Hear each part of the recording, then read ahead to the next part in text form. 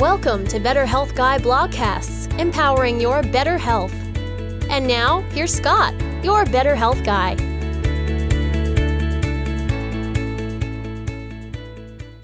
The content of this show is for informational purposes only and is not intended to diagnose, treat, or cure any illness or medical condition. Nothing in today's discussion is meant to serve as medical advice or as information to facilitate self-treatment.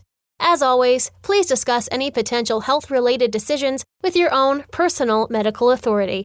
Hello, everyone, and welcome to episode number 139 of the Better Health Guy blogcast series. Today's guests are Dr. Stephen Phillips and Dana Parish, and the topic of the show is the autoimmune pandemic.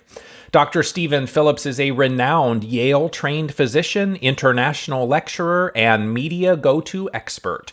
Well published in the medical literature, he's treated over 20,000 patients with complex chronic illness from nearly 20 countries. Dr. Phillips experienced firsthand the nightmare of an undiagnosed serious infection after nearly dying from his own mystery illness and having to save his own life when 25 doctors could not. Dana Parish developed Lyme-induced heart failure as a result of being improperly diagnosed by some of the top doctors in the country and had her life saved by Dr. Phillips. A chart-topping Sony ATV singer-songwriter who's written songs for artists like Celine, Dion, and Idina Menzel, she's become a major voice in the world of chronic illness. Her popular column on Huffington Post has been read by more than 1 million people globally. And now my interview with Dr. Stephen Phillips and Dana Parish.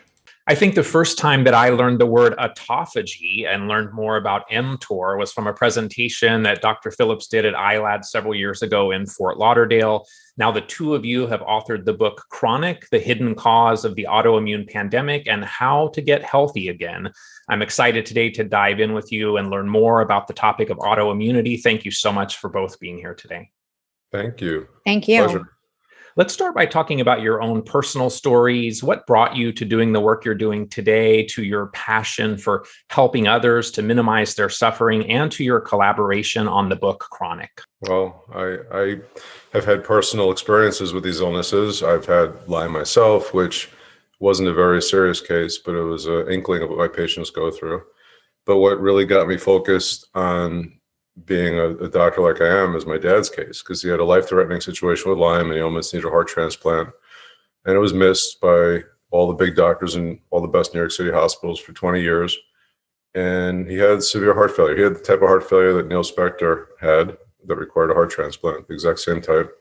And I had said to his doctor at the time, do you think it could be Lyme? And he basically rolled his eyes and he wouldn't even test him because, my dad never had Bell's palsy or he never had typical, stereotypical arthritis, and he wouldn't evaluate him. I had to do it myself. And the long story short is I diagnosed him and treated him for Lyme. His heart, normalized completely. He never needed a heart transplant, and now he's 88 years old.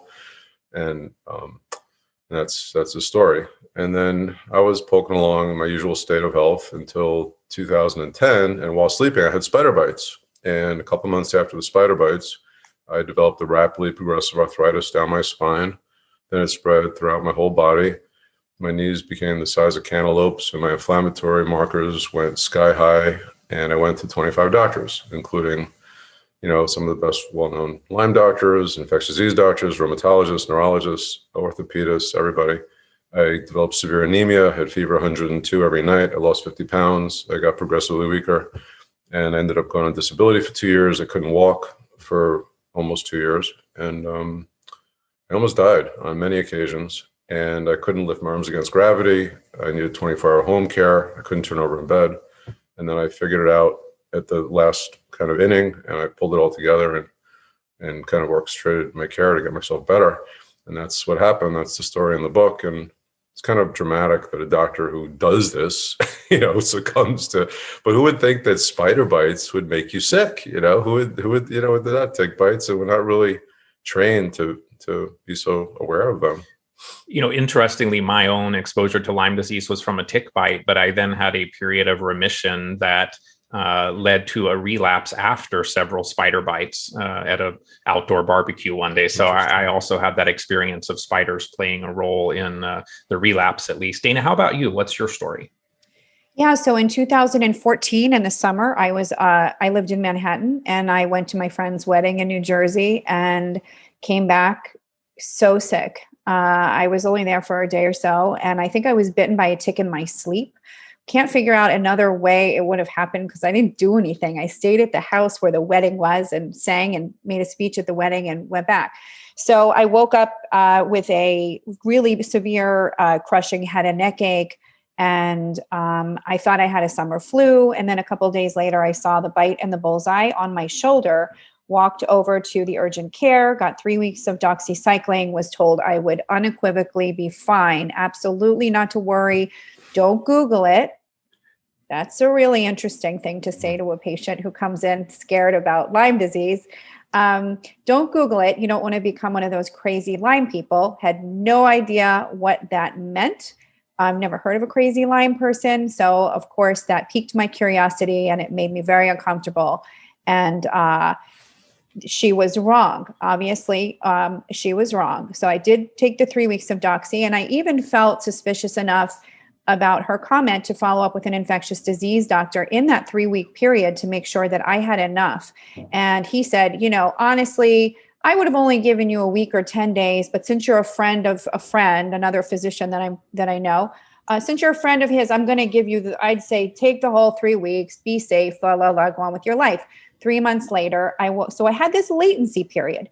The thing is, most people recover from that initial flu-like illness, whether they take doxycycline and know it's Lyme or not. Most people don't even realize that they have Lyme because most people don't see the bite and the bullseye.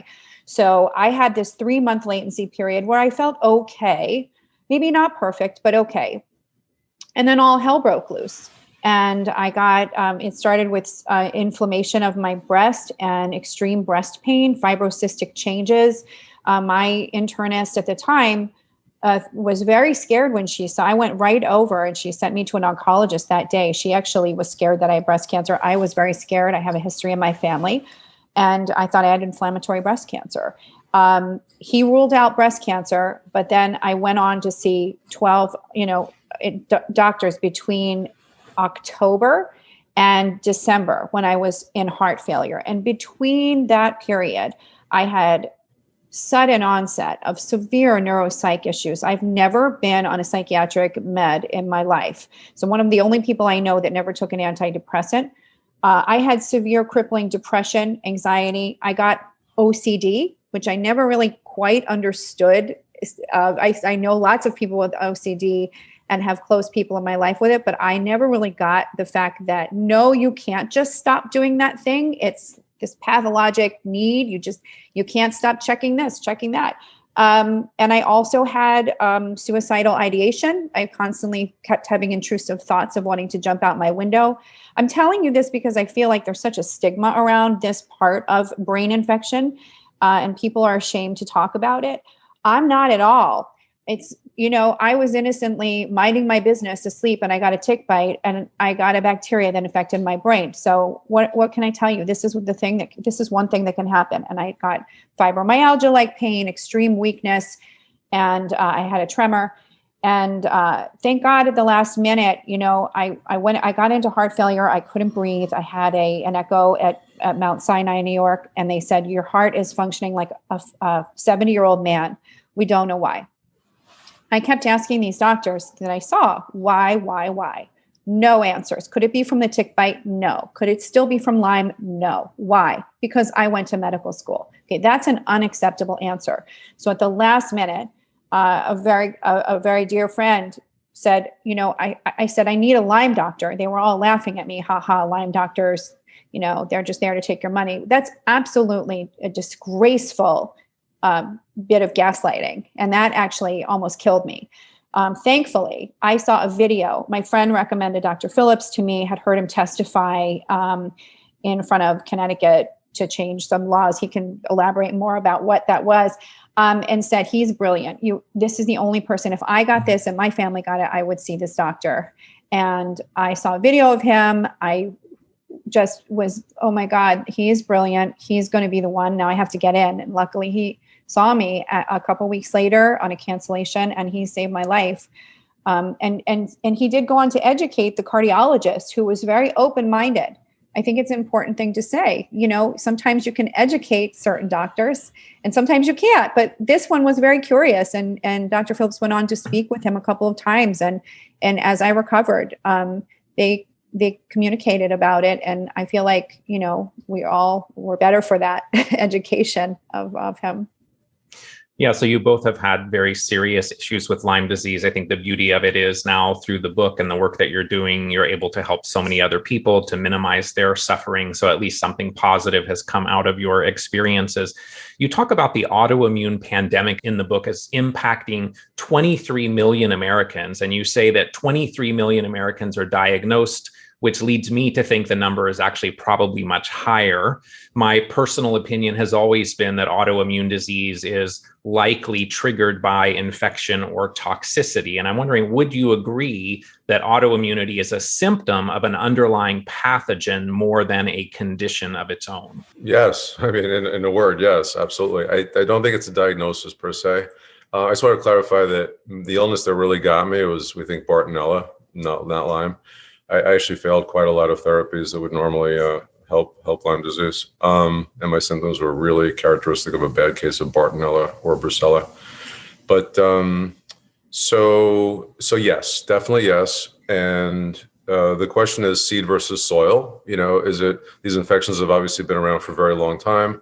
Why is there a skyrocketing pandemic of autoimmune and chronic illness around the world? Obviously, it's not enough time for genetic drift, for changes in our genetics to be a role, because so many people focus on genetics when they look at autoimmune conditions, and it really does not explain the majority. So the majority appears to be of environmental exposure.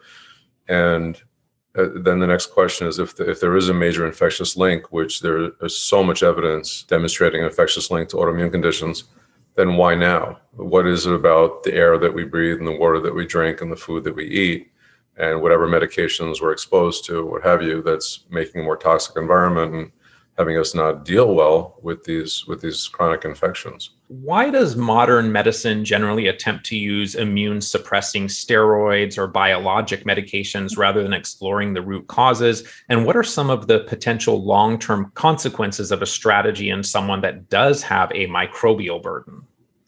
I mean, I had three rheumatologists. I had rheumatologists hold my hand and tell me that Enbrel was the cure for me.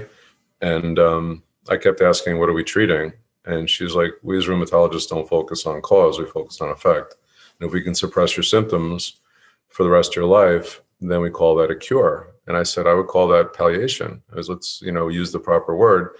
It's and I don't want to suppress my immune system. I was born with this immune system. It's kept me going for a while now. And I just, it was so obvious it was an infection to me. And it was just a very different way of looking at things. I personally don't think that you have any chance of curing a condition, a chronic condition, if you don't know what's causing it. And there are issues with long-term immune suppression. There are issues with long-term antibiotics. Like in my practice, we focus on antimicrobials. I use the term, not just antibiotics, because I use many drugs that aren't antibiotics. Like people don't know that fluconazole, an antifungal, has powerful activity against B. burgdorferi, the Lyme bacteria, and moderate activity against Bartonella, and even activity against Leishmania, the parasite that causes leishmaniasis. So, people put medications in a box and they think that this herb will just work for this, or this antiparasitical will just work for that, or what have you. And there's a broad range of activity against most of them. So I guess the take-home message is that, number one, people don't have to be just on antibiotics. People can be on a mix of drugs that can be beneficial for these infections and not wreck their microbiome. And number two, that the immunosuppressants carry very significant risks to them. There are risks of serious infection acquisition like tuberculosis and things like hepatitis B getting worse, but there's also risks of cancers. And there are the major risk that everybody's just ignoring is the risk of the underlying infection getting worse over time while the symptoms are being suppressed. I don't know what would have happened to me if I took immunosuppressants. All I know is I'm 97% back. I have a full life. I run around like a crazy person and I'm happy. And I don't know that I'd be alive if I took things to suppress my immune system when I was so incredibly sick. You should comment, if you can, Dr. Phillips, on that amazing case out of Harvard, where that person with COVID was on immune suppressants and was sick for months and months and months and died, and it kept mutating and mutating. Yeah. I think that's an important.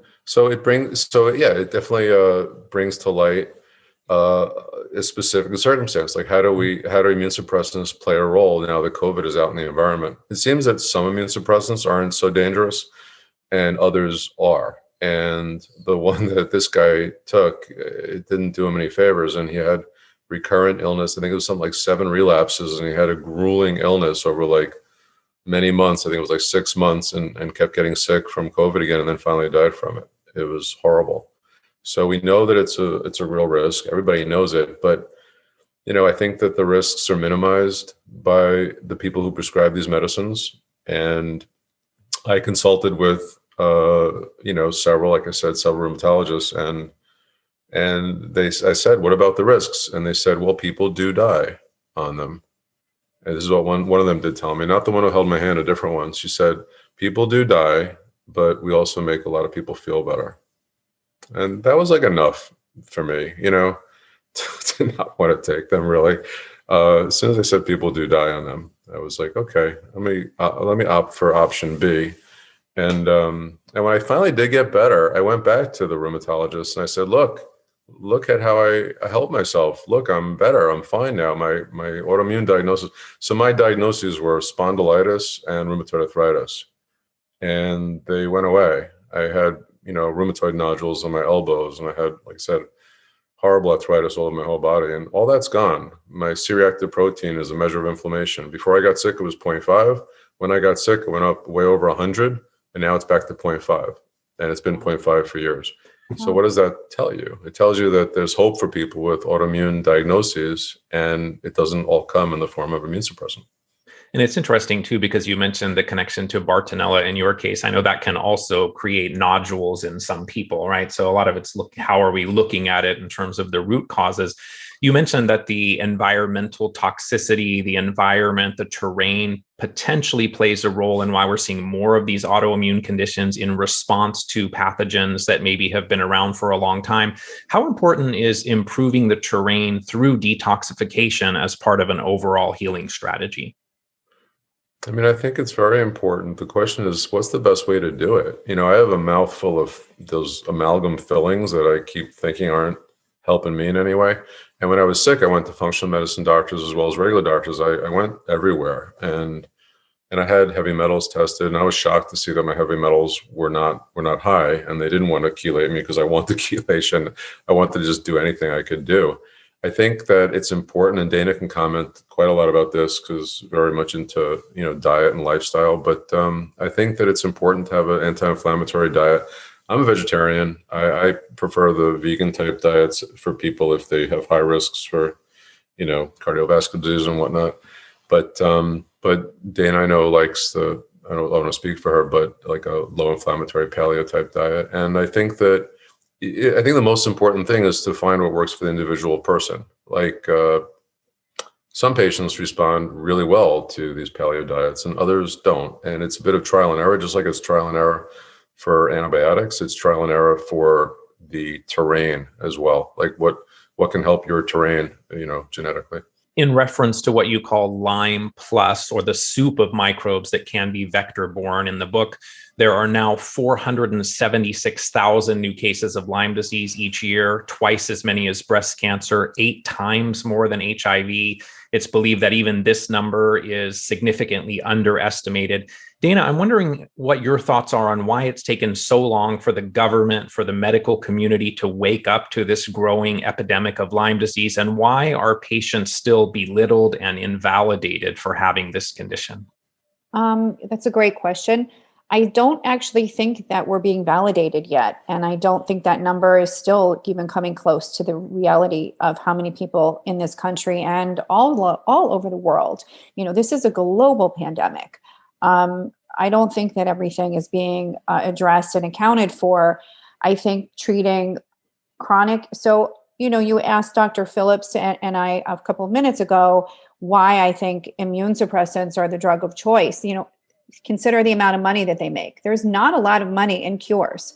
There was this whole analysis of Harvoni. We do talk about this a bit in our book. I think it was an analyst from JP Morgan, and they concluded for the drug company that actually it is diminishing returns. So as you cure disease, there is less profit.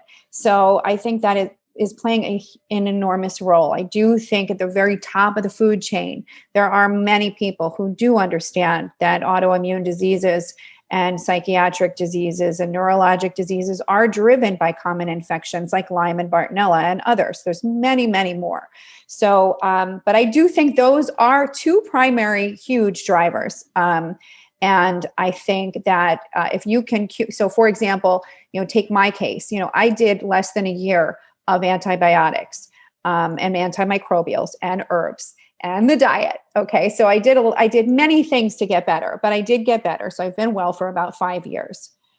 It wasn't expensive. Most of the drugs that Dr. Phillips gave me, if not all of them, were cheap, generic antibiotics and antimicrobials, $10, with a copay for a medium insurance, medium quality insurance. There was, people complain about how expensive it is to treat. If we had standardized treatments that could actually cure people of these diseases instead of letting us go on and languish and become people that have 3, 4, 5 autoimmune diseases along with psychiatric problems, we would have a much healthier population and a much less wealthy merc. That's the reality. And I do hope and pray that these numbers and that COVID will bring the reality of what an infection can do head to toe in a human being into the spotlight in the way it needs to be. So we stop suppressing immune systems and we look at the cure. We look at treating the infections so that people's bodies will actually get back into a state of homeostasis. I used to ask Dr. Phillips every single time I saw him, will my body ever normalize? Will it ever be equal? And I was constantly in this state of disequilibrium. I just constantly felt off balance and I didn't know how to achieve that. So I hope, I do hope that the CDC raising those numbers will cause some people to realize how common this is, but I still don't think it's going to help us in terms of treatment and in terms of the real truth of this, which is the chronic illness part. Yeah, I would agree with that. Common diagnoses associated with vector-borne infections that you talk about in the book: chronic fatigue syndrome, fibromyalgia, MS, rheumatoid arthritis, psoriasis, IBS, migraines, heart failure, psychiatric, neurological conditions that we've talked about, sarcoidosis, Sjogren's syndrome, many, many others. I'm wondering if you think that these vector-borne microbes are the core issue or root cause of these conditions, or are they simply one component of many? I think it's going to be varied per patient. A perfect example is who we call Ghana Joe. This really nice, wonderfully smart guy contacted Dana. He's a nurse from Ghana, Africa. And he came down with a multi-system illness, but it was hallmarked by psychiatric features. Actually had hallucinations and everything else. Went to a bunch of doctors, got nowhere. And this kind of highlights the global nature of what's going on and the suffering that's going on, especially in, I guess, third world countries that don't have access to healthcare. So many patients in his country get sick with chronic illness and they're warehoused in prayer camps because they don't know what to do with them. They can't diagnose them, and they're just gathered together in these very large camps of many thousands of people. And there's human rights abuses in the camps, and it's just not wonderful. And he had made his way through these prayer camps also and through his desperate times, but he contacted Dana, and Dana sent them a treatment guideline that was on the internet because he said, I think I have Lyme in Africa. Do I know if he has Lyme? I'm not sure what, his condition may actually, it's one of the pluses probably, some arose by any other name. And he went to his doctor. There's no stigma about Lyme in Africa. They don't really know that much about it there. And this guy got well. He got more than 99% better treating with simple antimicrobials in Africa. And you have to wonder how many people in those prayer camps have chronic infections driving their illness. It sounds like too big. When you mention all those chronic disease states, like how can infections cause all of them? They say, look, there's a cause for all these things. And I've heard over and over through med school, when they find the cause of one autoimmune condition, they're going to find the cause of all of them, because they all have underlying features that the dots are all connected. And I do think that infections are the primary driver, but like we talked about before, what's wrong with our terrain and how can we fix it? Detox, I have recommendations for patients, but honestly, detox is not in terms of standard medical practice, it's not a terminology that doctors really use apart from detoxing from drugs and alcohol. And we're not trained in med school what to really do or what really works. So people talk about the herbs like berba, panella, and parsley, and they talk about infrared saunas, and they talk about, binding agents like the clays and this and that. And I'm frankly not sure what works and what doesn't. I've tried them all for huge Herxheimers, and I never really noticed differences. I've had patients who swear that one of them works and one doesn't. It's been so highly variable between patients that I'm not convinced that I have a single regimen to say, do this will help. But we have a range of remedies that we offer patients to say, look, we're not really sure. There's not much harm in these. It's worth a try. Other patients report benefits, and this is what we think you can try. More recently, the term chronic Lyme disease has been replaced by many with post-treatment Lyme disease syndrome, with the suggestion that there's an ongoing immune dysregulation or autoimmunity in absence of persistence of infection. I've always been of the opinion that there is no complete eradication of Borrelia, Bartonella, Babesia once we acquire them. Where do you stand on the topic of post-treatment Lyme disease syndrome, which often seems as another way to invalidate patient experiences? So I think Dana and I know that we both share the same. I'll let Dana answer this one. We have the same feelings about this one, a very strong opinion about this one, which is that the term post-treatment Lyme disease syndrome should totally be abolished. It is a dead end path to nowhere, because it implies that you have been treated accurately, effectively, and that no more treatment is needed. And I strongly believe, and Neil Spector believed, and Dr. Phillips believes, semantics-informed treatment. So that phrase on the CDC website is actually what kept me ill so long that I went into heart failure, because I kept going back to the CDC website thinking I can trust them. Why wouldn't I? I had no reason not to at that point that I knew of. And they kept talking about this several months after Lyme disease, you have a post-viral syndrome. That is completely a lie. And I do not think anybody should be using it. And I actually am sorry that researchers in this field have to use it in order to get their work published. That is something that we've heard multiple times. Mm-hmm. That is another way to gaslight other doctors who are less informed, certainly patients.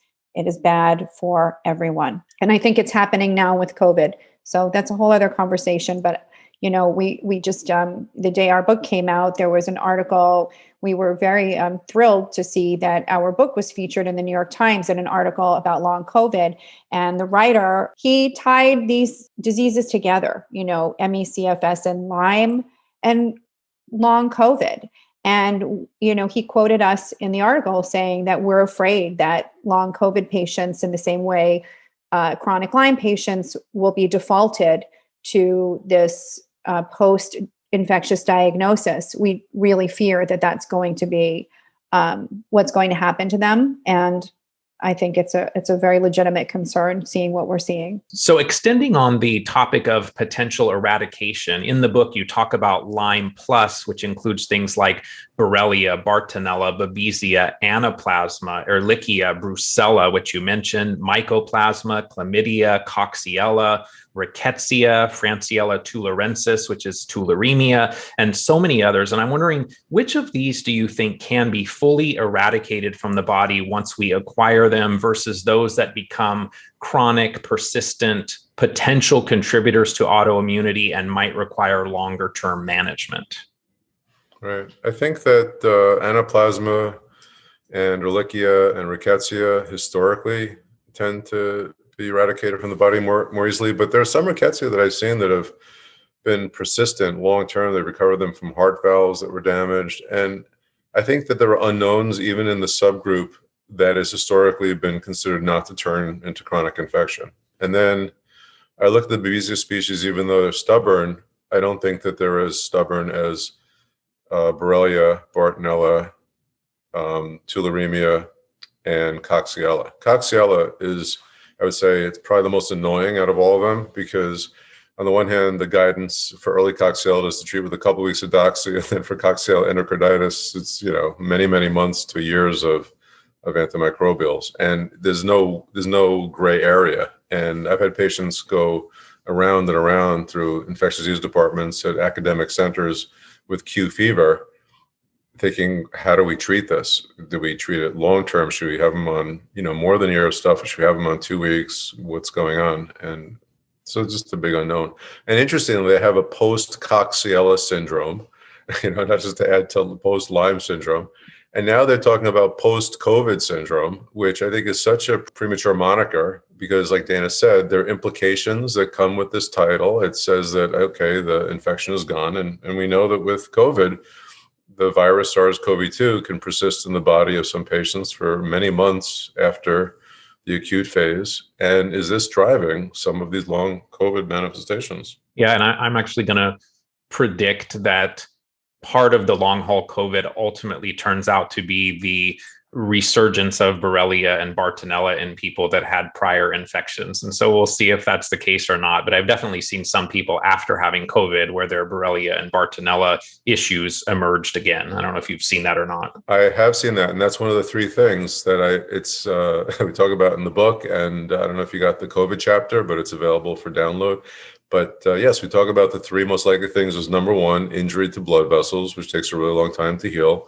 Number two, persistence of the virus itself. And number three, reactivating latent infections. And some patients that have a prior diagnosis of Lyme plus, it's kind of easy for them to understand that. But what about the people that were well beforehand? Before COVID came around, I was seeing similar things when people get a bad case of mono or a bad case of dengue fever. And then they would come to me with a year plus of illness, and I didn't have to treat them with antivirals for Epstein-Barr to get them better. I would find that they had reactivated other infections like Lyme and company and treat them for those, and the patients would get better. I've seen that for years and years and years. When we look at the various Borrelias, Bartonellas, Babesias that can cause human disease, it seems that many of these species of each organism are still not testable today with the lab assays that are available. How commonly do you suspect that people are infected with these organisms but have species that will never result in positive tests because the assays simply aren't looking at them? Very common. I think that we're detecting just a fraction of what's out there. There was a study that was done, I think 2015, 2016, in a big medical journal, and it said that medical science has only discovered 0.001% of the microbes that exist on the planet. It's a very humbling statistic, and people say, "Well, how could you know that you've only discovered 0.001% if 99.999% are not yet discovered?" And they do some really elegant and apparently very accurate math equation where they can look at the diversity of the microbial life that we have on the planet and extrapolate out to predict how much there should be. And it's just a very humbling situation. Doctors that think that we know everything about chronic infectious diseases are just wrong. And it's nobody wants to be wrong, but the facts don't change. So if the facts kind of contradict the theory should be changed. Like, you can't change the facts. The facts are that there are many, many microbes that we don't have tests for. The facts are that even among Borrelia, there are so many, is a new Borrelia being discovered every day. And, we can only test for a handful of them. So we're definitely outnumbered. Extending then on the Borrelia conversation there, my understanding is that with IGeneX immunoblot, for example, that there's a Lyme Borrelia immunoblot and there's a tick-borne relapsing fever Borrelia immunoblot that looks at things like Borrelia miyamotoi, Hermsii recurrentis, and so on. And if you're not ordering the tick-borne relapsing fever Borrelia immunoblot, you may have a completely negative Lyme borrelia immunoblot, but may have these other borrelias that are leading to your symptoms. So talk to us a little about the emergence of tick-borne relapsing fever borrelias in recent years. I believe here in California, where Dana, I believe you are as well, and I am, I believe that tick-borne relapsing fever borrelias are even more common now than Lyme borrelia. Wow. Yeah. So in Connecticut, Borrelia miyamotoi is, related to the relapsing fever borrelias, and it's about 40% as common as Lyme borrelia. And then down south, they have Borrelia bissettii and Lone Starry. And then in the Midwest, they have Mayonnaise. And around the world, they have, other iterations on a theme. It's very, it's almost comical. They have a situation in Brazil where they have an infection, an epidemic of a Lyme-like infection. And I read an article saying, unlike the American Lyme disease, we have much more autoimmune disease associated with our spirochete, and it's harder to cure.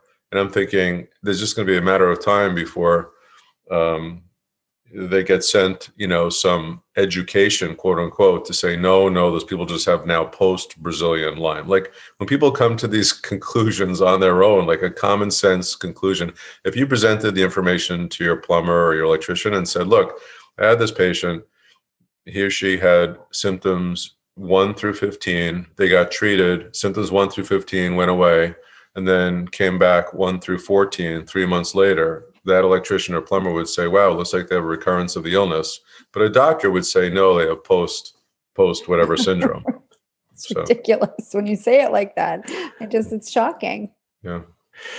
Parasites are another area of medicine where testing seems to be inadequate. Very few doctors consider parasites as potential causes of these chronic conditions. I've definitely talked to many people over the years that see worms exiting their bodies on a daily basis. They're also discounted by the medical community, further invalidated. How do you like to test for the potential of parasites, and how much of a factor do you think parasites are in chronic complex illnesses? I think they're a very large, and it was an eye-opening experience writing the book, because I wasn't aware of them as much before writing the book with Dana as I am now. But when they do studies of these infections in a mouse, it doesn't represent real world conditions, because the mouse is running through the field and they get 3 bacterial infections, a bunch of viruses, and some parasitic infections. Meanwhile, in the lab, they're just injecting them with Babesia, or they're injecting them with Lyme or Bartonella. And how does a parasitic infection interact with a bacterial infection? So in places in the world where there are lots of bad parasitic infections, like Africa, they've done studies looking at the interaction of hardcore parasitic infections with difficult to treat bacterial infections like tuberculosis.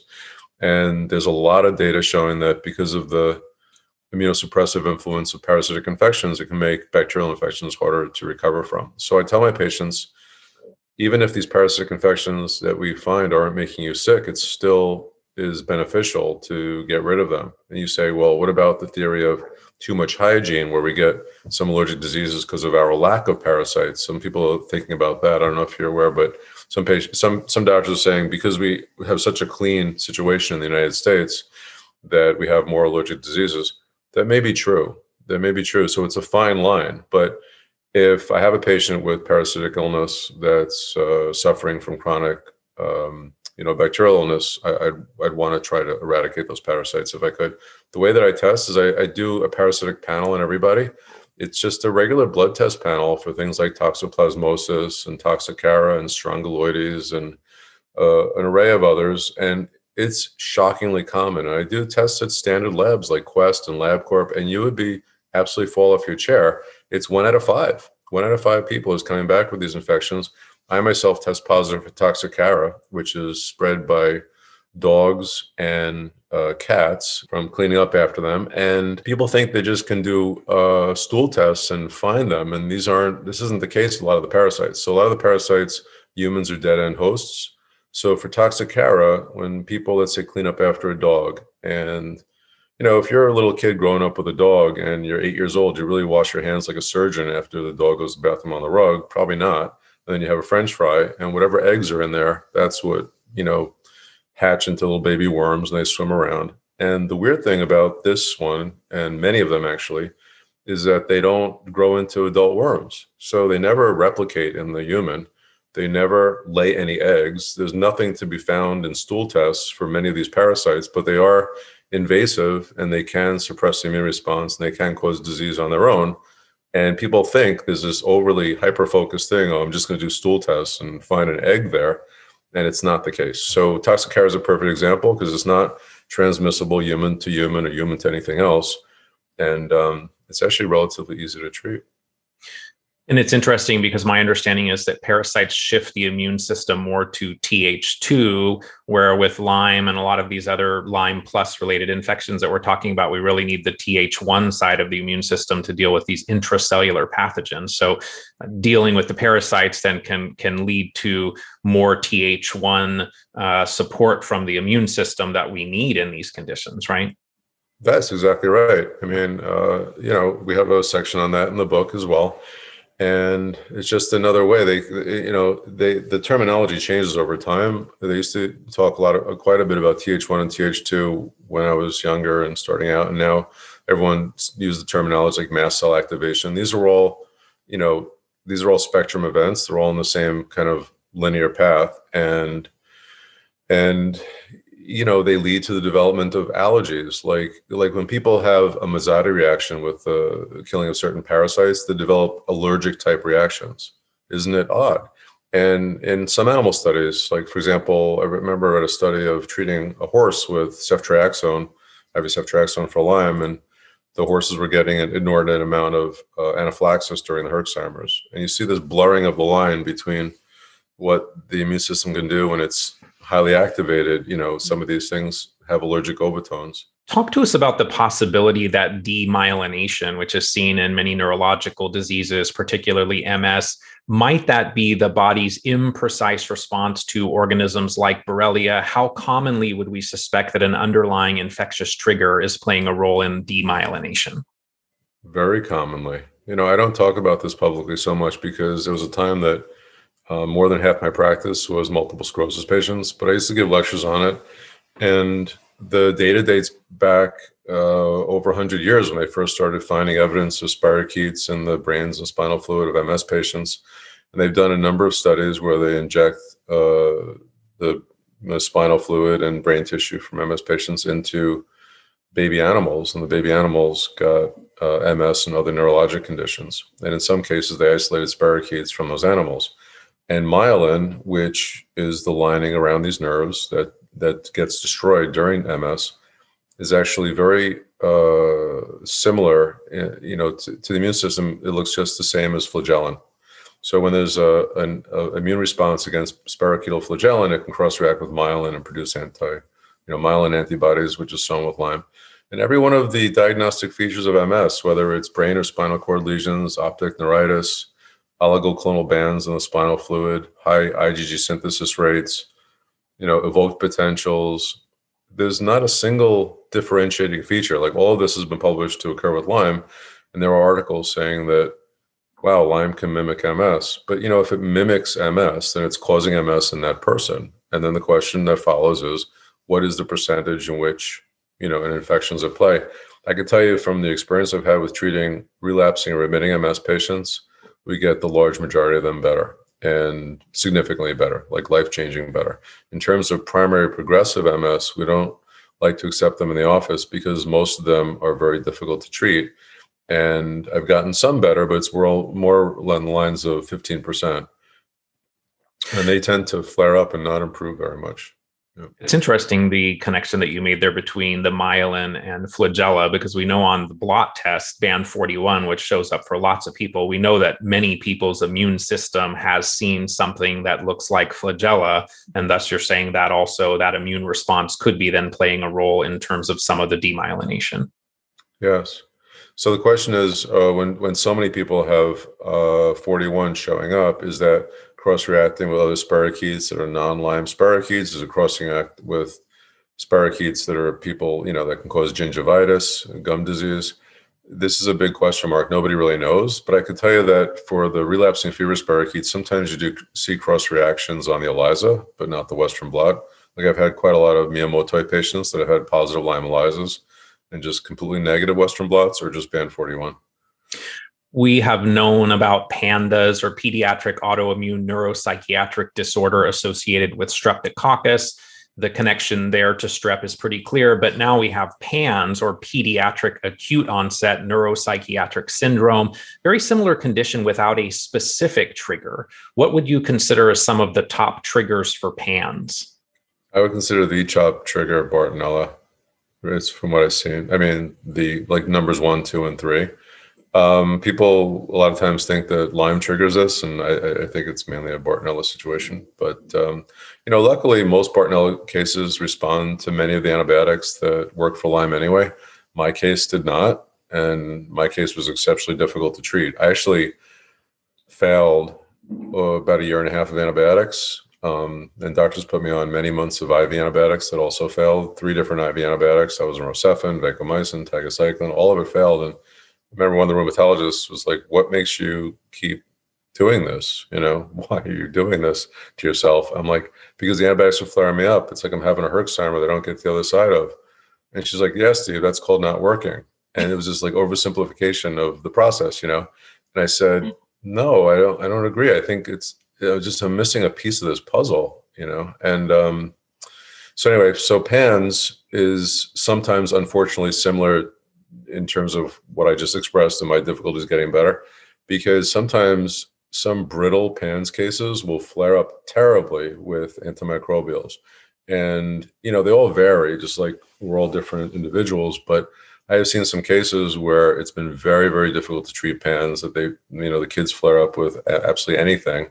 And you have to have a really diligent, judicious way of approaching it. And it's easy to It's a tough one to treat sometimes. I think it's one of the most challenging of the conditions sometimes. You mentioned earlier that some of these Lyme plus organisms can come from other vectors besides ticks. I'm wondering if you can comment about the potential for vector-borne pathogens in terms of sexual transmission, in terms of transmission during pregnancy. What are some of the potential ways that we acquire these microbes? Well, the transmission during pregnancy is it's astounding to me that the other infections included in our Lyme plus kind of label, almost all of them are recognized and accepted to pass through the placenta.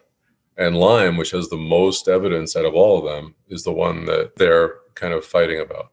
So I definitely, transplacental is a very much under-recognized source of infection. I've definitely seen it. The problem is that they're not studying it. And if they don't study it, it's like you don't find what you don't seek. And they don't really have the best strategies. Like, we don't know how to protect the babies from transmission. We don't know definitively that antibiotics help, actually. I'd like to think that they do, but we just really don't know that they do. There's not good evidence. What I've seen clinically is the moms who take antimicrobials, and really it's not antimicrobials, it's just antibiotics. It's like there's only a couple that are approved for pregnancy, beta-lactams and Zithromax. But the moms who take these antibiotics, they tend not to have the postpartum flare. So many patients who have persistent symptoms who become pregnant, they feel much better during pregnancy because pregnancy is an immune suppressed state. And then as the immune system is spooling up around the time of childbirth, the symptoms can just really flare out of control. And I'm suspicious of some cases of postpartum depression, and postpartum autoimmune conditions may actually be the immune system spooling up against microbes that were either quiescent beforehand, or in the case of somebody who's already been diagnosed with these things, just a known entity. Yeah, that's really interesting, because I know in the book you talk about a pretty big list of things that could potentially be transmitted during pregnancy, not just Borrelia, but Bartonella, Babesia, Coxiella, Brucella, tularemia. Mm-hmm. I don't think that people really think about all of those things. And that's a really interesting connection that you made as well, is some of the postpartum depression, because the body's then starting to have an immune response related to those microbes. What are your thoughts on sexual transmission of Lyme plus organisms? So I think that the data that I've seen, it's hard to, there's very, very powerful data in animal studies, that's for sure. And you have to wonder, why isn't there equally powerful data in human studies? There is some data, some of it's not published and some of it is published. That's very suggestive. But I think that it can definitely occur. The question is, how often does it occur? I'm not sure. I tell my patients that this. I say, look, syphilis becomes progressively less contagious over time. Even untreated syphilis, after about 4 years, becomes less and less contagious. Ironically, you would think it would be more contagious, but it's less. And treated syphilis becomes non-contagious quickly. So I'm hoping that Lyme follows in this suit, that it becomes less contagious with treatment. Again, an understudied area. There are certain hot potatoes in this field, and transplacental transmission is a hot potato, and so is sexual transmission. Everybody wants to blame the tick, and maybe the poor little tick is not the only thing to blame, and we should be looking and asking these very real questions. But there's just not enough data in the field to give concrete answers. My personal belief is that it can occur. Dana, let's talk a little bit about these vector-borne microbes and how often they might be involved in psychiatric conditions. Do you think that some psychiatric conditions have a biological microbial origin, and can they be improved or resolved with antimicrobial strategies? Yes, I'm living proof. I mean, I can tell you, as somebody who lived through having really good mental health. Thank you, Dad. My dad is just steady Eddie. And I you don't thank your mom in this one. No, I would. Everybody who's watching this would know I'd be lying if I thanked my mom. I love her so much. She's a crazy Jewish mother. But my dad is steady Eddie. I think Steve's dad, we have a very similar family dynamic, and Steve's dad is also pretty steady Eddie. My dad is a CPA in New Jersey, and that's my, and never, no mental health, nothing, no temper, nothing. I went from being completely steady and to being completely out of my mind. So I watched it happen. I knew it was an organic process. I really didn't have anything traumatic. I was at the height of my career and the height of my life when this happened. I didn't mention that before, but I had just signed this huge deal with Sony Music. I was exploding with joy. I was living in New York. I was living literally my dream life. No exaggeration. I felt so incredibly fortunate to be where I was. And then boom. And one of the worst things that happened to me was the psychiatric stuff, because you really lose control of your thoughts and of your entire self. I really thought I just had a pervasive sense of doom and death. I really felt death was looming over me. And I couldn't stop it. So as I recovered from Lyme, and also Bartonella, I should have said that earlier, is that Dr. Phillips, when I went to him, yes, I was in heart failure, and my Lyme was very undertreated with those 3 weeks of doxy, but I also had Bartonella. So I also think that plays a big role in psychiatric diseases. As you talked before about PANS, I agree that Bartonella is a huge driver of psych illnesses. And if you look at the work of Ed Breitschweit and others, you'll see lots of interesting cases about that. But I recovered very quickly with my neuropsych stuff, recovered really quickly on antibiotics. And I could feel the layers of my anxiety going away, my suicidal ideation. Also, I was hallucinating every night before bed. I saw this rolling scroll of melting monstrous faces, and I couldn't make it stop. It was only when I was about to go to sleep and only when my eyes were closed. It was not at any other time of the day. It was completely bizarre. I was really embarrassed about it. I felt that if I told Dr. Phillips in my first appointment, that he would write me off like the other, dozen doctors and think I was just a crazy person. So I sheepishly told him in my second appointment, because it went away. So he had treated me for let's just say 6 months, and that symptom had fallen off. And I said, well, one of the things that went away is this. I didn't want to, and I started telling him, and he finished my sentence. I was seeing melting. He's like, monstrous faces. I hear it all the time. And he would hear about the same exact hallucination. So I think it's playing a huge role. I hear it all the time. And one really important thing to say is, earlier in my life, I had episodes of anxiety that were just very strange. And again, not related to anything going on in my life that I could tell. And they would wax and wane.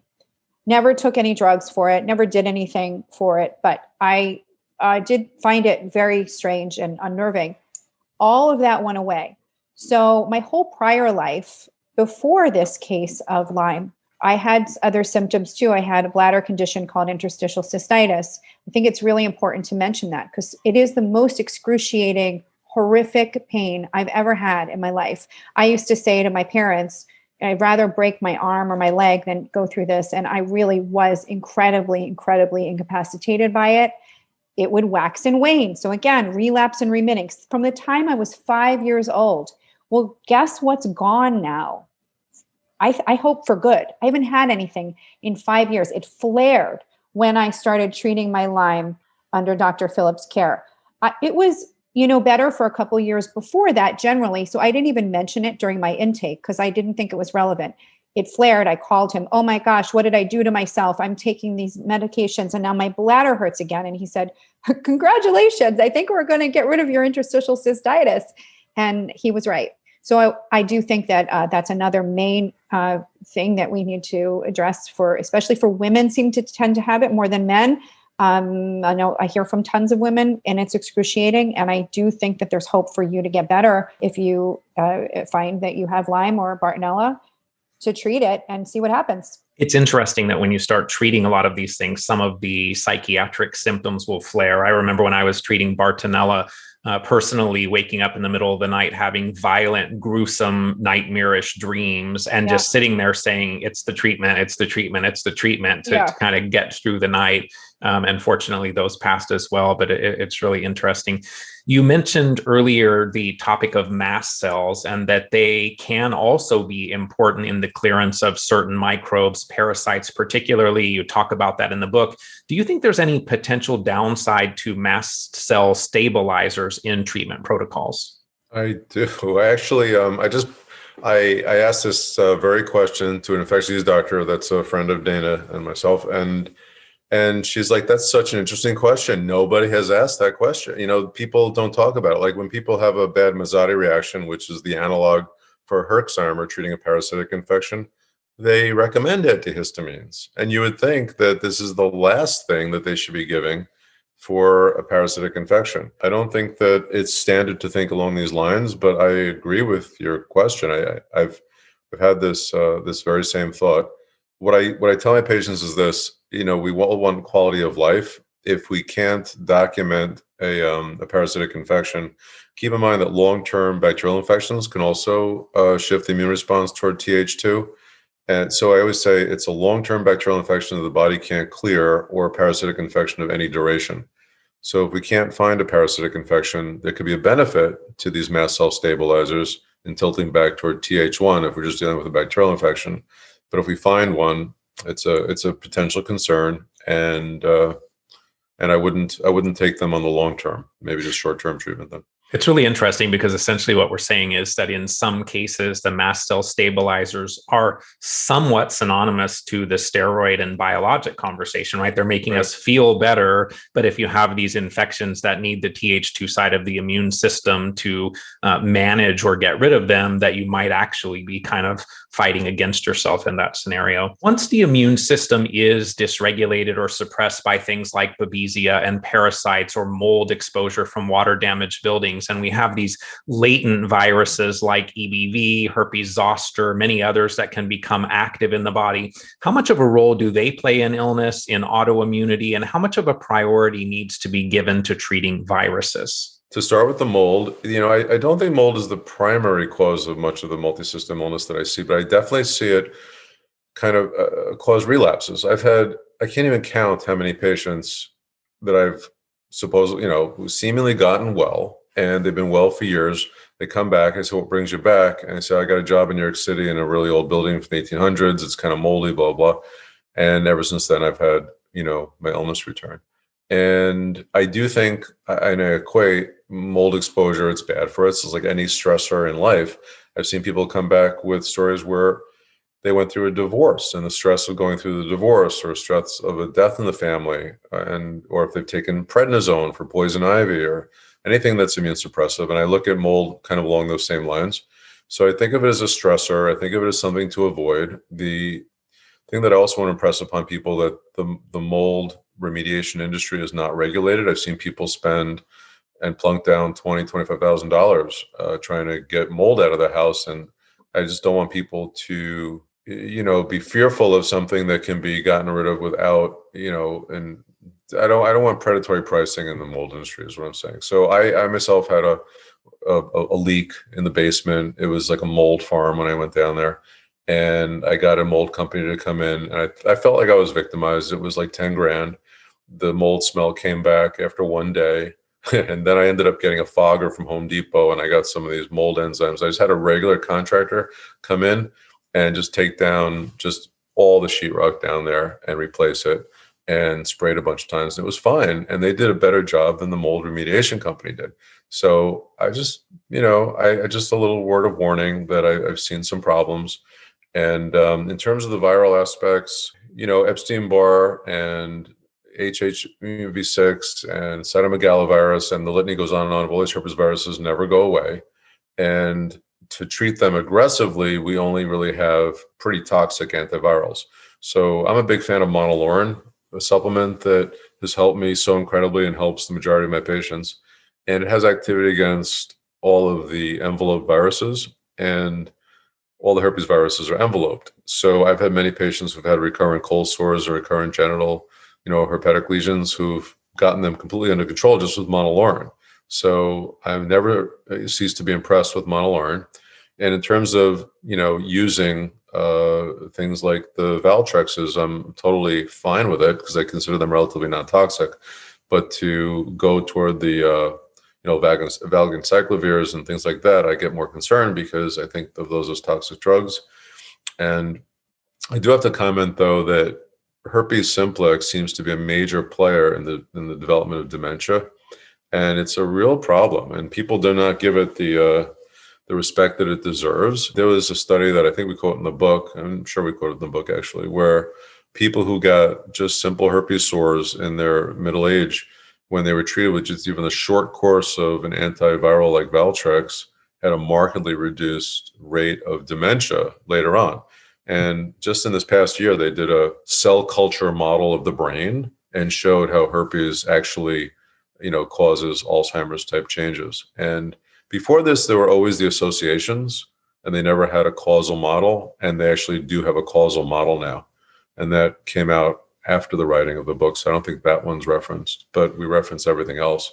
They're actually finding, the researchers at Harvard, they're calling it the brain biome. They're finding so many infections in the brain and that are just in normal people. And the infections that predominate in Alzheimer's patients are spirochetes and herpes simplex. It's actually interesting that you bring that up with the connection between the Valtrex and later development of dementia. I just was listening to a lecture yesterday with Dr. Kat Toops, and she was talking about similarly that acyclovir can prevent or minimize the potential for future dementias. And so it's interesting. Would you say, when you mentioned monolaurin, is lauricidin similar enough, or do you prefer actual monolaurin?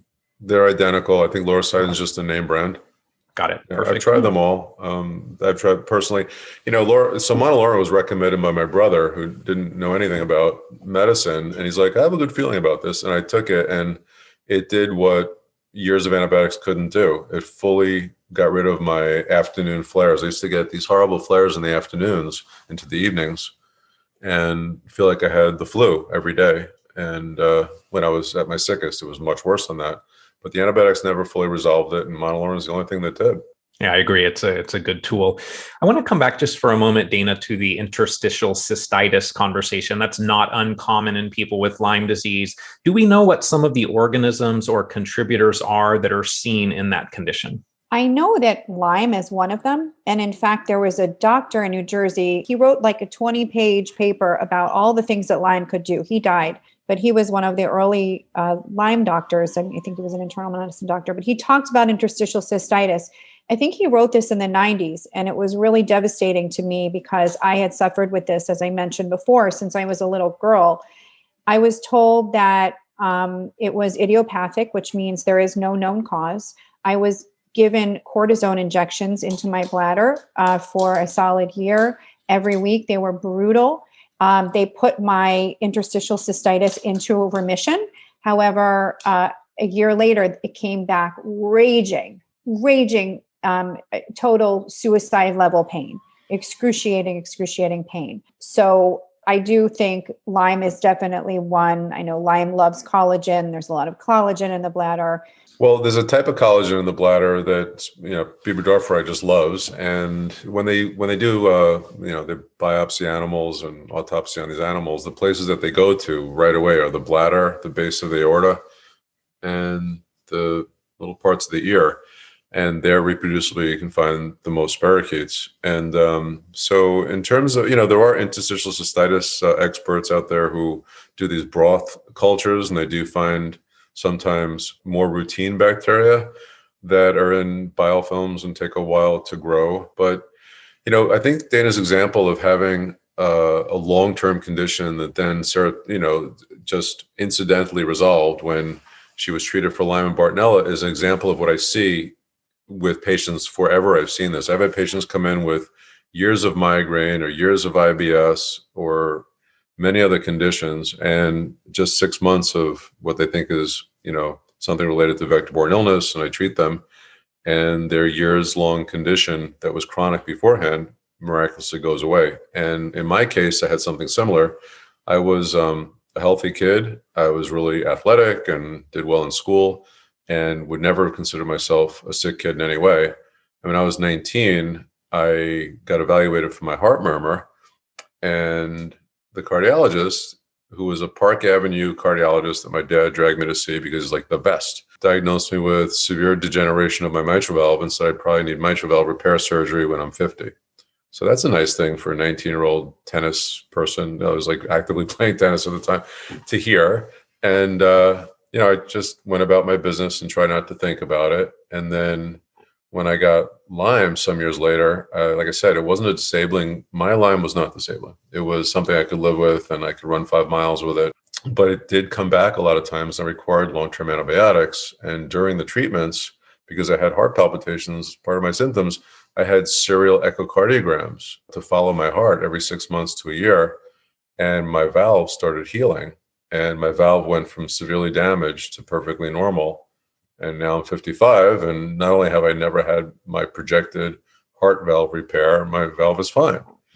So similar to Dana's interstitial cystitis story.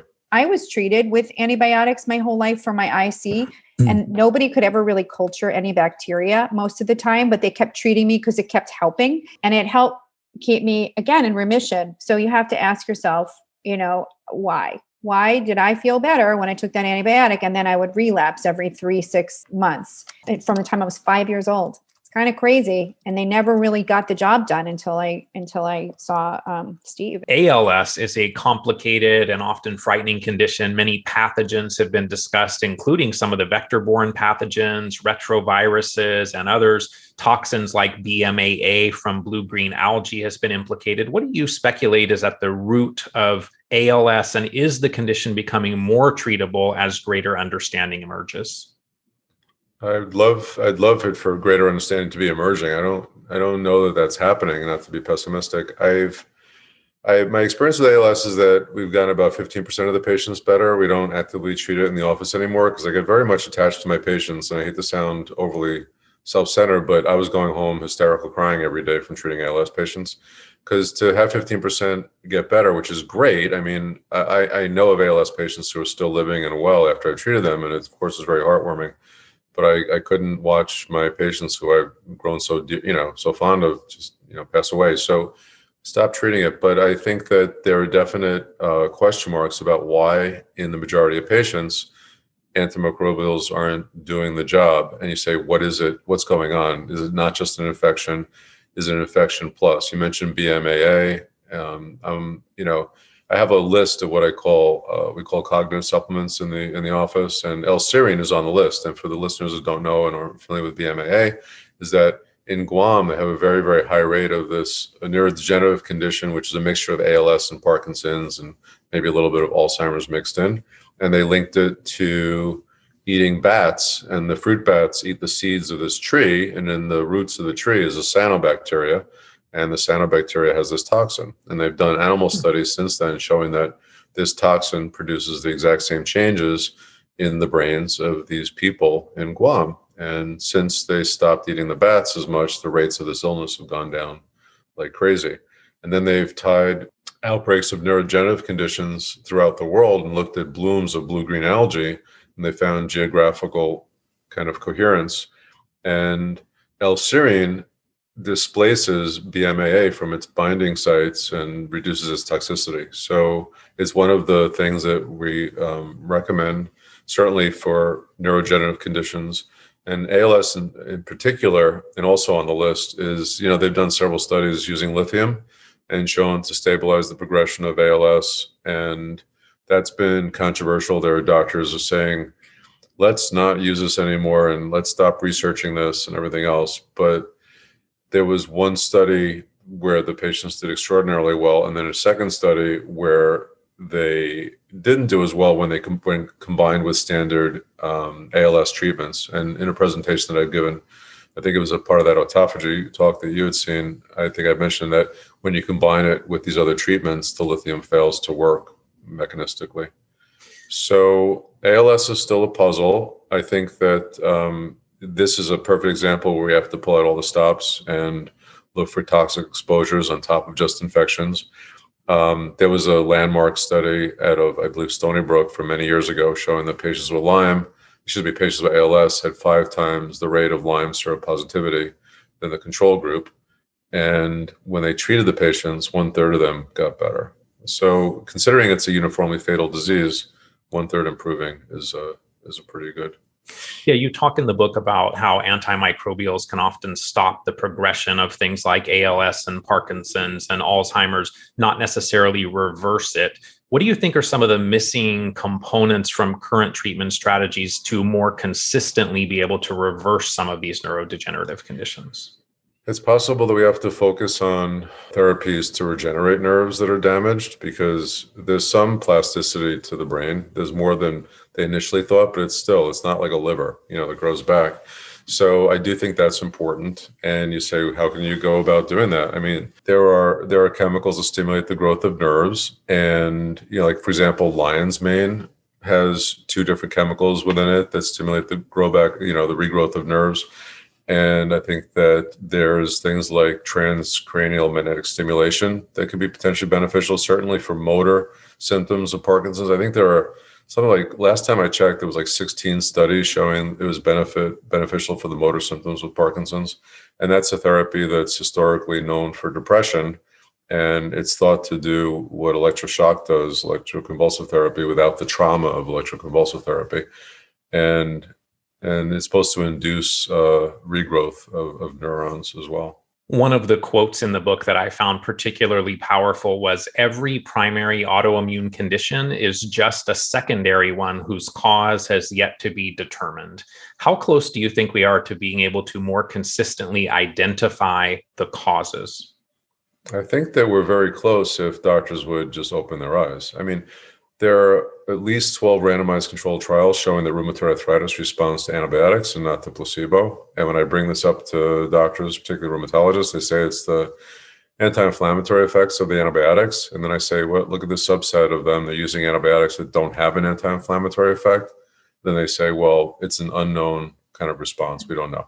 And then I say, what about in these several studies where it shows that when you add it on to the standard therapy, people who fail standard therapy actually get better with the antibiotics. When they're failing methotrexate and steroids, the antibiotics are working. How about that?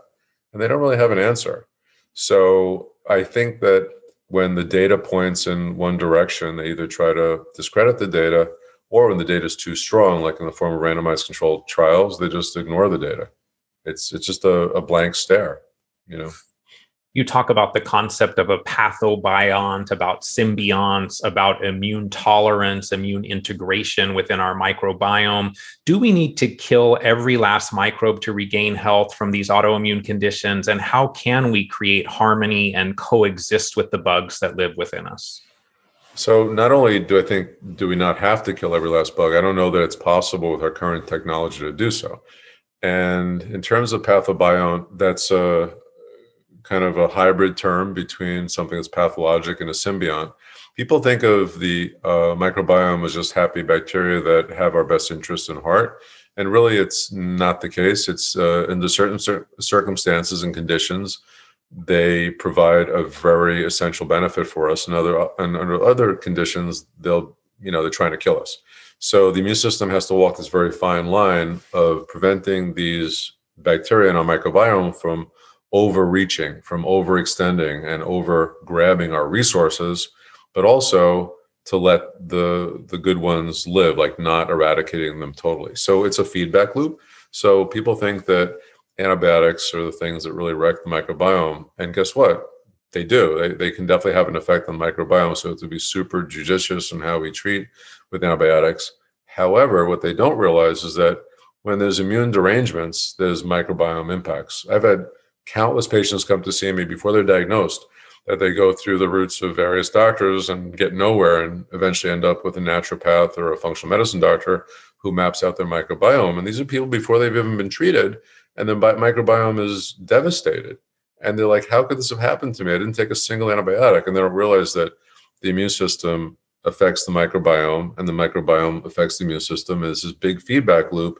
It goes round and round and round, and you can put a kink in the wheel at any part of it. If you are not careful about the antibiotics that we use. Like in my practice, we have almost no C. diff colitis. We've had a couple of cases in the last 8 years since I've been back in practice. And it's because when I was sick, all I did was, I was in bed for 2 years. So all I did was read and figure out things that I had time to figure out.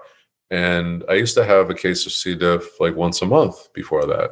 And now in 8 years to have like 2 or 3 cases is huge difference. So we focused on a regimen that's very easy on the microbiome.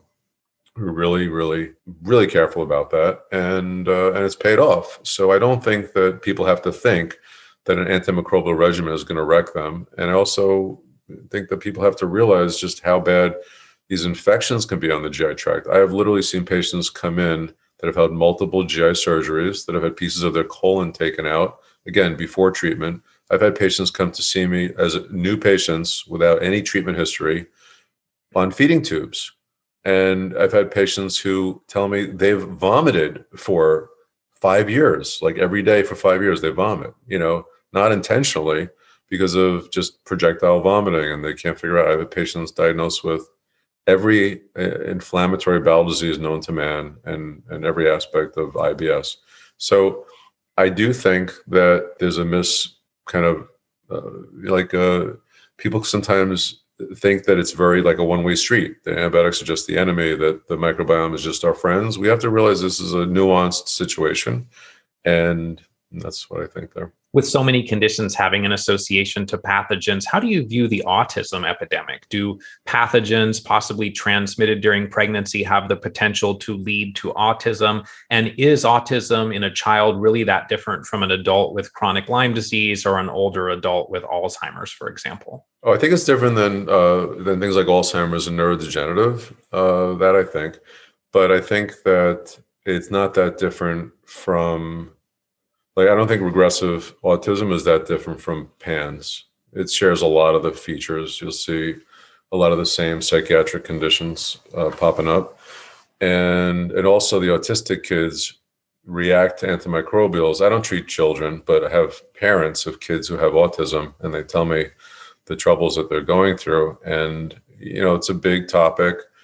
And to answer your question, do I think the microbes may play a role in autism? Yes. I've seen, through my patients, through what they're telling me about what their kids have gone through, I've seen that some of their kids get well with therapy. And I've seen some of their kids react like I see the PANS kids reacting, where small amounts of antibiotics just set them off and they get markedly, markedly worse. And their Herxheimer's are like Herxheimer's from hell, and they don't recover well. Like, what I had when I had these Herxheimer's, and they went on and on and on for months, I went back to my doctors, and they were saying, congratulations, you're having a Herxheimer, keep going. And 4 months into regimen X, whatever that regimen was, I had to put my foot down and say, how long am I supposed to go through a Herxheimer? How could it be killing and killing and killing it?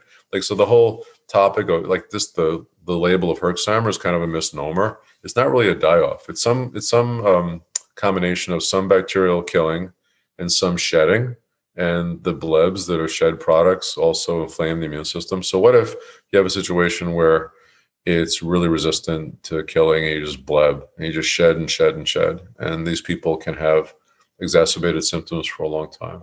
In our last several minutes together, I want to talk a little bit about some of the treatment options that you talk about in the book. Liposomal oregano oil, you mentioned being helpful against borrelia, bartonella, and brucella. What's your observation been with liposomal oregano oil? And is this the doctor-inspired formulas product that you're using through Hopkinton Drug or something else? No, that's the product that we use. There's no, they're the only ones that have a liposomal oregano that I'm aware of. The oregano is so hard on the GI tract. It's like drinking battery acid. And the liposomal version is much lower dose. So number one, it's more tolerable. But liposomes have a great dynamic situation where they'll actually deliver their contents to white blood cells. They're microscopic little bits of whatever chemical is being entrapped in the liposome. And they look like bacteria to the immune system. So the white blood cells start eating them and ends up being a drug delivery system for their contents. So Bartonella replicates within red cells and white cells and the lining of blood vessels called endothelium. And both endothelium and white cells will eat up the liposomes. They're both phagocytic cells.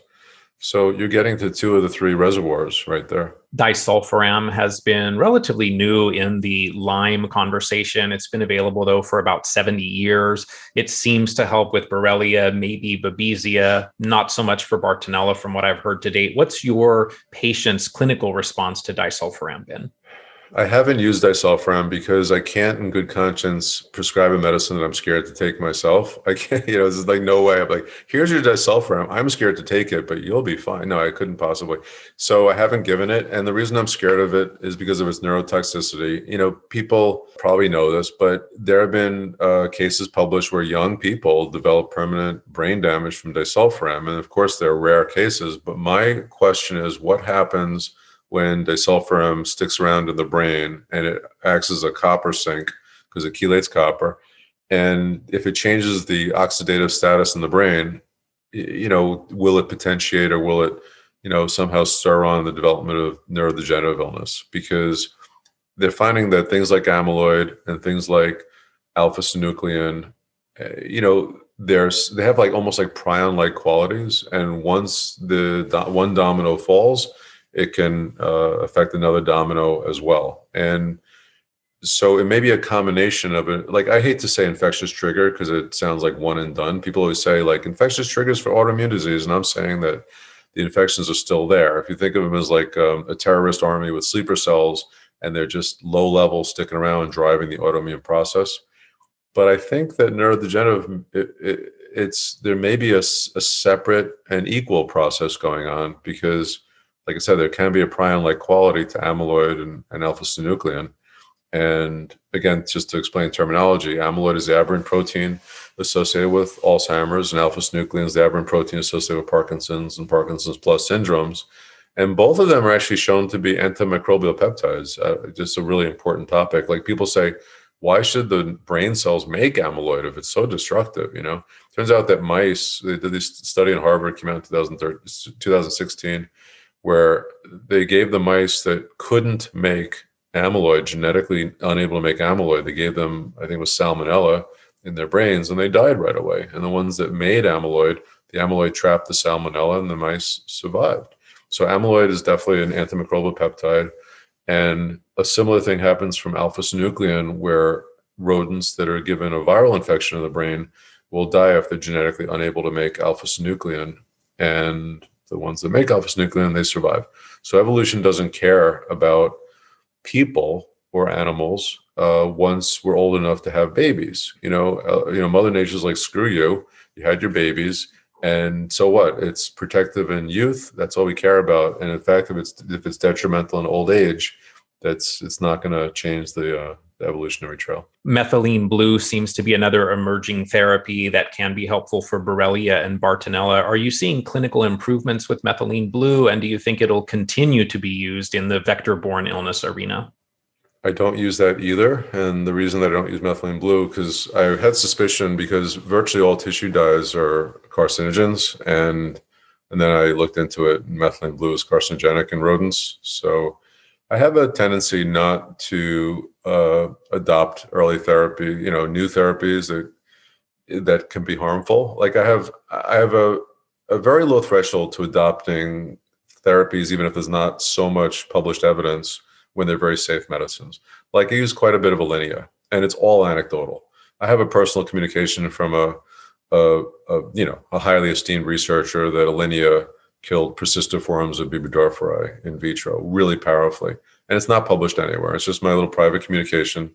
But before that, if I didn't have that in my email records, I would still use it based on the anecdotal evidence. Like I'm not against that. I'm not against weak evidence for medicines that are safe, but I would need really, really strong evidence for medicines that I consider to be toxic. And I'm scared of disulfiram and methylene blue. In the book, as people are working through their protocols, you talk about the power of pulsing. I'm curious what maintenance eventually looks like for your vector-borne illness patients. Once people are feeling better, do you keep them on some type of antimicrobial maintenance program to minimize the chances of a relapse?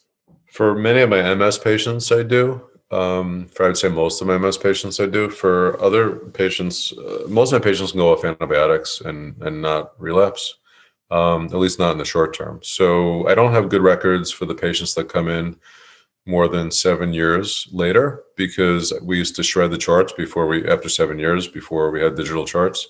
So, but I can say that about 20% of the patients have to every so often come back, like every year or two. But when we do the pulsing, if people are responding well, we gradually just increase the time between the pulses. So instead of 2 weeks on, 2 weeks off, it'll be 2 weeks on 4, 2 weeks on 6. And then between 6 and 8 weeks is like kind of a tough time for patients. So we just increase by 1. We go 2 weeks on, 7 weeks off, and 8 weeks off. And then we start by 2 weeks again. And by the time people get to 14 weeks off without having some relapse of symptoms, they're generally doing pretty well.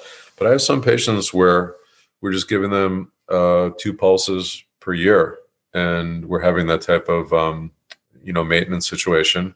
And then many patients that aren't requiring anything, and they're just, if they have 5% of their symptoms, they're just saying they're just going to call me if they get worse. We talked about detoxification, about the terrain. How important is emotional work, trauma work in treating these conditions? In the book, you mentioned Dr. Bessel van der Kolk and the importance of finding safety in the body. Talk to us about the importance of this arena and some of the tools that you found, either Dana personally or Dr. Phillips in your patient population, being helpful. Well, for me, EMDR is a heroic, quick, strange treatment for trauma. I mean, I did it, and I'm living proof. I did read Bessel van der Kolk's brilliant book, The Body Keeps the Score. It's been a bestseller for years and years.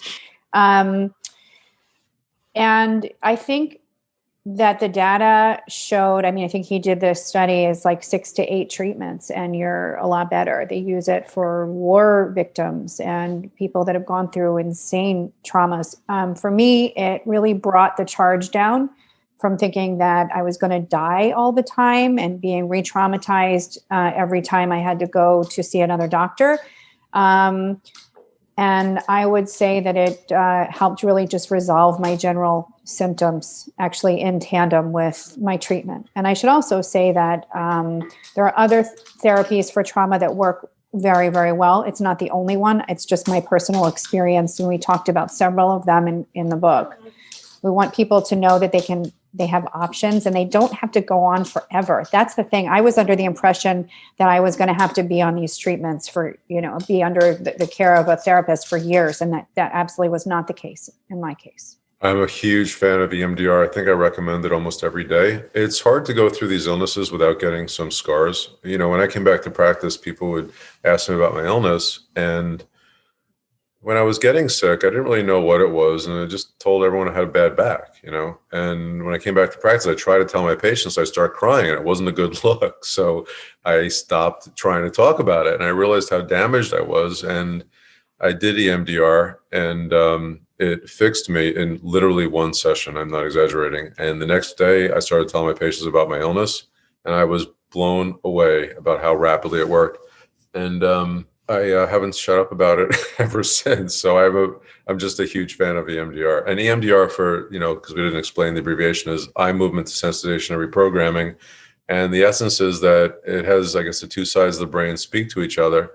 And because when we have these triggers, it's all emotional, and our intellectual side of our minds is not communicating to our emotional side. And somehow it integrates these two sides of our consciousness, and everything kind of like fits now in the filing cabinet where it's supposed to be, and it doesn't provide this horrible, like, existential threat. I have patients who I put the blood pressure cuff on them and their heart rate goes up to 120 because of their past experiences with other doctors. And it's really, really hard to come back from that without trauma therapy, that they've been really burned. The impact of the limbic system, the amygdala, has also become better understood in recent years with tools like Annie Hopper's DNRS and Ashok Gupta's the Gupta program. Are those tools that you find helpful in your patient population? I do. I've had patients, some of my most difficult to treat POTS patients, postural orthostatic tachycardic syndrome, have done phenomenally well on DNRS. I've seen it work for patients with recurrent migraines, which is surprising to me because you wouldn't think that it would be working for that, but I've seen that as well. And it's a big commitment though. And when I first saw it, it didn't make sense to me at the time. I like to suspend disbelief and be neutral about things that I don't consider, risky. And I don't consider this to be at all risky. And I just thought it was a big time commitment, and you buy some videos and try it. But when I first looked at it, I just didn't feel like it was going to be successful. And it was, and I guess the proof is in the pudding. So I watched a number of patients get better, and I do recommend it. So many people seem to unnecessarily suffer with these vector-borne infections and the induction of autoimmunity. What can you say to offer those struggling now with hope? Well, listen, I came back from, it's no exaggeration to say that I came back from near death. I wasn't just disabled from my job. I was disabled from every aspect of life. To see yourself as you would be in a nursing home at 80 plus years old and not be able to lift your arms against gravity or get to the bathroom on your own. I came back from that to a full life. So if people think that it's hopeless, I have news. It's not hopeless. It's very hopeful. It just sucks. And there's a big difference between hopeless and sucks. But that's a very fine line. And people have to recognize that they should be on the hopeful side of that fine line and not give in to the hopelessness that's so engulfing with these illnesses. How can people learn more about your book? I know you mentioned the chapter that's available on COVID as well. Is there a particular place where they can find those resources? Yes, for right now, because this book was actually, the first printing happened in the middle of the COVID pandemic, and we couldn't go back and reprint. And then we were asked to write this subsequent chapter. So this chapter was easily inserted into the ebook. So for Kindle or other ways you can read it like that. It's also going to be in the audiobook in the coming days. It's already been recorded. It's going to be spliced in. And in terms of people who bought the hard copy and did not receive it in there, you can absolutely go and download it right now for free at thechronicbook.com. And then very soon we will update that information and we will give you to our publisher's website, and you can also download it there for free. So there's nobody that cannot read that chapter that got the book. So people are a little bit worried about it. It's absolutely not true. We also have partnered with Survivor Corps, which is the largest group of long COVID patients and COVID patients doing incredible work. And we are the first book that has been released for their new book club.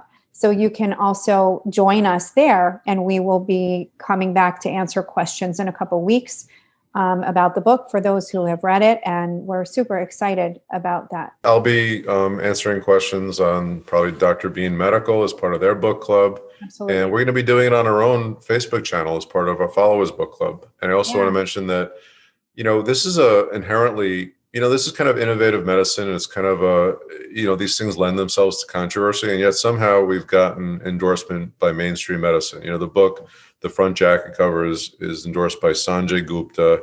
We have Dr. George Church from Harvard, who's known as the father of the human genome. We have other Harvard scientists. We have Dr. David Perlmutter, who's author of The Grain Brain. We have other noted authors, and I hope that this is a sign that medicine is taking notice of these very important chronic and autoimmune conditions.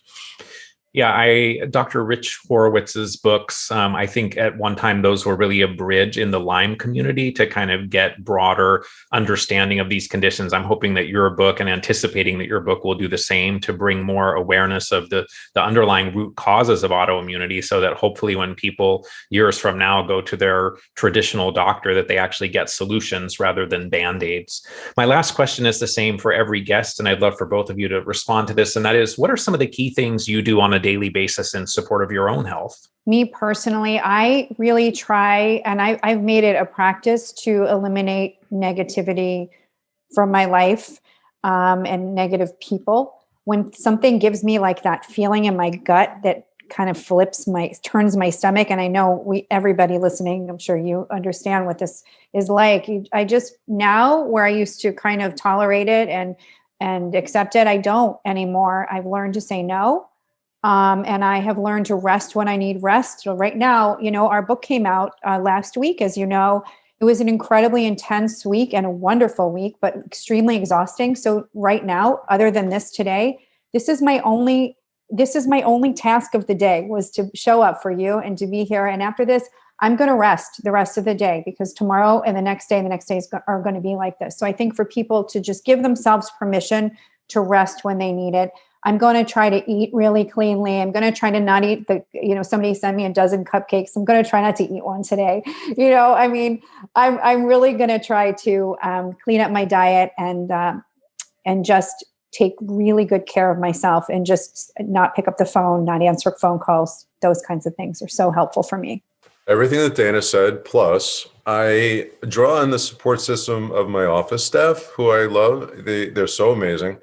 And I'm so lucky to have such a wonderful office staff. I mean, they help me so much. And, it's very stressful to have one of the largest practices of this kind in the country, and the phone doesn't stop ringing. And so I used to do everything myself. And for many years, I was just a solo guy. Now I have 2 nurse practitioners, and we have great admin, and there's a naturopath in the office, and I rely on them. So I think that we all need support systems, and that's my professional support system. And then I also choose to exercise every day.